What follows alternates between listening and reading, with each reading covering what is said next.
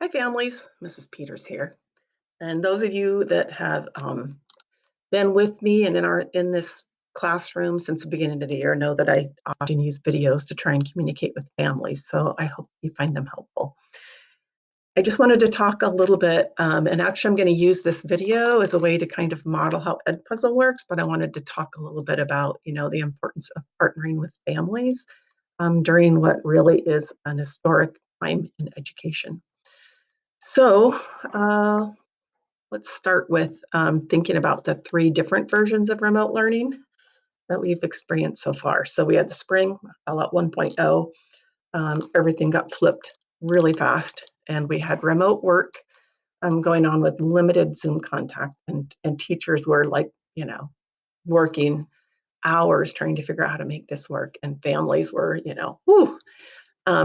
And then we started with 2.0 in the fall, where we had remote work combined with regular Zoom contact, which made a huge difference and just really felt like real teaching. And then this winter, we started 3.0, which was remote work with 2 times per week of personal contact. And that's been a completely new model as well. And every time we've changed or flipped to a different model, teachers and students and families have then needed to adjust to what that meant. And then, of course, Mrs. Peters, just to make things interesting, um, has a sledding accident and breaks a vertebra. But I'm feeling better and looking forward to seeing kids tomorrow. The thing that's important to keep in mind is that every one of these models involves a level of remote work for students. Um, Currently, now that we're having in-person contact, it has been kind of seen that in some cases there's less asynchronous work being done, which really is not a model for success. The time that we have together is different. Like, we're getting kids only 2 days a week instead of 5. And a lot of our instructional practices that we're well versed at, we've been working on for years, we can't necessarily do. So we're working to figure out how to make things best happen in the classroom, kind of under circumstances. And also thinking about how do we best maximize that time together and then reinforce what we work on with at-home assignments. But regardless, that remote work is really, really necessary. I want you to be aware, and I think several families, are in this with us on this, but it's been communicated pretty clearly to teachers that we just can't afford a throwaway year. We can't just write off a school year thinking that, once things get back to normal, we'll just pick up where we left off, because that's a lot of time. And it's going to create ongoing challenges when unfortunately, we have um, students participating kind of at different levels. But this was a call to action presented to staff, I believe, in October. It was a little jarring, but this idea that we would commit to getting 100% of our students to meet the super essential standards for their grade level. And we committed as teachers to try and make that happen.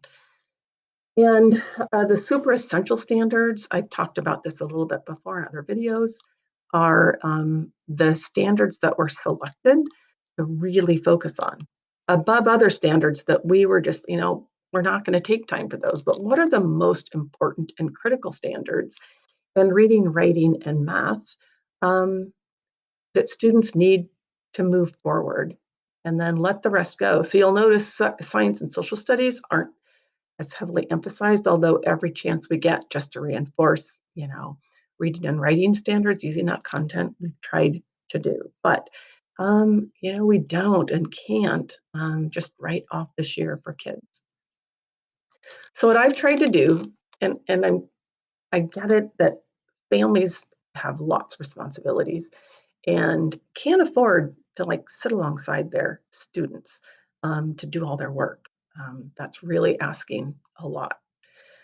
So what I've tried to do at school is really spend time discussing the responsibility of at-home work with students. as part of kind of our wildcat principles. We always talk about being safe, responsible, and respectful. To try my best and our best as a team to create assignments that are within reach of most, if not all, students. I really work to celebrate students who are completing work on a regular basis. And I always say kind of most or all because it's entirely likely in the challenges that students are going to end up perhaps missing an assignment or two along the way. So most is awesome. And then we oftentimes ask these students to share um, some what they do to try and be successful. So that's one way. Now that we are at school, what I'm trying to take advantage of when I get back to school is that personal connection with students and having that one-on-one conversation and saying, hey, you know, we need to get this work done. It's important. So that's at our disposal. And then trying to open up apps and kind of model how they look and work at school and giving students who are really well versed in them an opportunity to share their experiences. So we'll be working on doing those things. Because I certainly understand the challenges that families are facing under these conditions. As I've mentioned, our most prominent assignment apps are Lexia and Edpuzzle. Both of those are really designed for students to be able to be independent. You know, they get assignments also in Google Slides and forms and quizzes, and sometimes in Google Docs. And then my class, we've been using News ELA as much as possible to also reinforce some ELA concepts. And then there are others, you know, we have Epic going. I think that's about it. So just some ideas for home. If your child is struggling, and what's worked for other students that have been struggling is to create something kind of like a jobs chart at home with some incentives for work completion. Um, Set up some limited goals with me to gradually build success. So if you want to, I did suggest to a family that maybe for week one, meeting the Lexia target is the goal. And then we add things to it each week. I mean, we can't add too slowly because there's just a lot of missed learning when those assignments aren't done. Um, just complete an end of day check-in with your student. Set that expectation that work's supposed to get done. I'm hopeful families will be supportive of that. And also just know it is possible. Students have discovered that you can turn in assignments in Google Classroom without doing any of the work. Um, so they're just know that if a child shows you their Google Classroom and it shows everything's turned in, the work may or may not be done. And I've tried to communicate to families when students have tried to use that strategy.